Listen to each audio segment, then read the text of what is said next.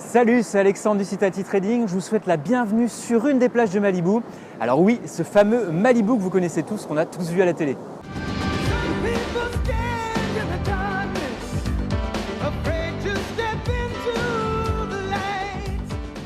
Aujourd'hui, on va partir ensemble vers Los Angeles et j'avais envie de répondre à une question que vous m'avez posée sur Facebook qui est comment mesurer ma progression en bourse. En effet, quand on s'intéresse à la bourse et qu'on veut progresser, on peut se demander au bout d'un moment comment savoir si je progresse vraiment et puis comment savoir également s'il y a vraiment une amélioration dans mon trading. Juste avant de vous dire ce que j'en pense, je vous invite à cliquer sur le bouton s'abonner pour rejoindre des centaines d'investisseurs en bourse qui sont abonnés à cette chaîne. Allez, c'est parti.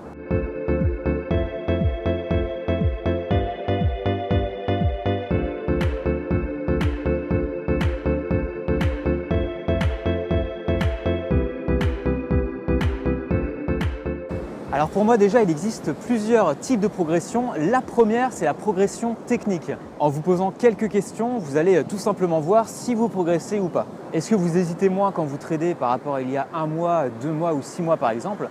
Est-ce que quand vous tradez, eh bien, c'est un peu plus naturel, je dirais? Est-ce que vous avez diminué, voire éliminé les erreurs basiques comme l'impulsivité en bourse par exemple, ne pas mettre de stop loss, oublier le money management, etc. Donc tout ce qui est vraiment erreur très basique en bourse qu'on fait tous au début. Enfin, est-ce que vous avez compris et intégré les concepts de base de la bourse que sont les chandeliers japonais, les tendances de fond, la gestion du risque par exemple, etc. Plus ou moins tout ce que je parle dans mon guide des bases en bourse que vous pouvez télécharger en cliquant juste ici dans cette vidéo. En gros, c'est un bon indice que vous avez bien maîtrisé les bases de la bourse et malgré tout les comprendre mentalement, c'est quand même important pour la suite. Donc on va se diriger ensemble vers Los Angeles pour le deuxième type de progression. Je ne vous dis pas où je vous emmène, vous allez forcément reconnaître l'endroit. Allez, go!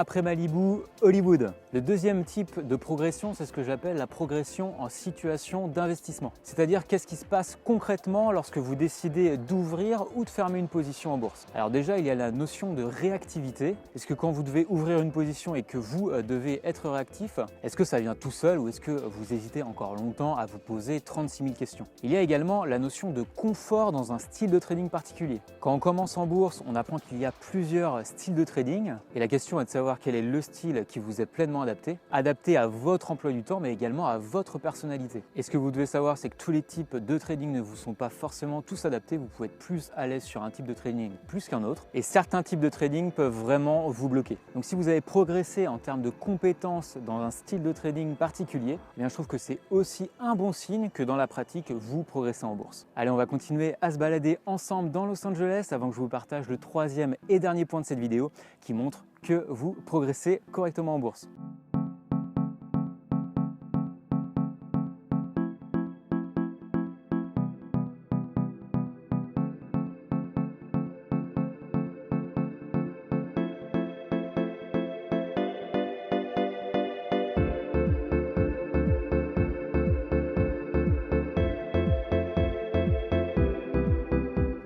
Donc on se retrouve après ce petit périple dans Los Angeles. Je me suis mis en haut du Griffith Observatory.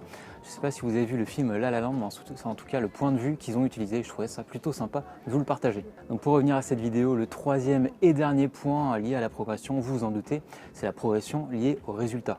Donc qu'est-ce qui peut indiquer que vous progressez? Eh bien la courbe de vos résultats déjà. Est-ce que vous faites moins de trades perdants? Vous savez, ceux qui plombent vos résultats parce que vous êtes entêté à espérer que le trade redevienne positif. Cette erreur, vous pouvez tout simplement l'éliminer. Ce que je vous conseille, c'est vraiment définitivement à chaque ouverture de trade de placer un stop loss. Également, est-ce que la courbe de vos résultats commence à s'aplatir? Alors je ne parle pas encore de positif, je parle juste effectivement si votre courbe est moins dans une pente baissière qu'il y a 2 semaines, 1 mois ou 3 mois par exemple. Si elle devient plate, c'est tout simplement que vous commencez à faire moins d'erreurs et que vous progressez sérieusement dans votre trading. Je peux vous dire que vous n'êtes pas loin de la prochaine étape qui vous permettra de gagner régulièrement. Également, quand on progresse en bourse et qu'on sait un peu mieux au fil du temps ce qu'on fait, eh bien on commence à éliminer vraiment le superflu. C'est-à-dire qu'on va vraiment se concentrer sur ce qui nous réussit réellement, comme par exemple supprimer tous les indicateurs techniques qui ne nous servent à rien.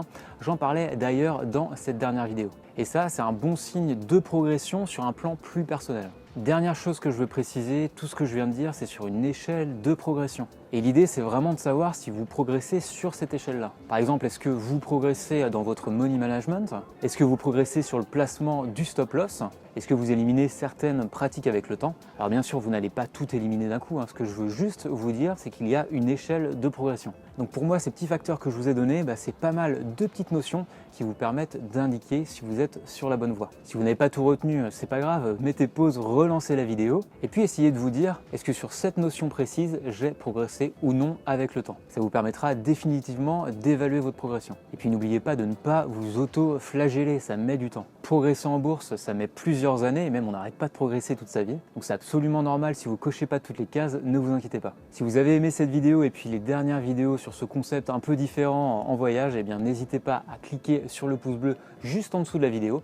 Et puis je vous invite également à télécharger gratuitement le guide des bases en bourse en cliquant en haut à droite, en haut de la vidéo. Sur ce, je vous dis à très bientôt pour la prochaine vidéo qui sera dans un paysage un peu différent. Et d'ici là, bon trade. Allez, salut!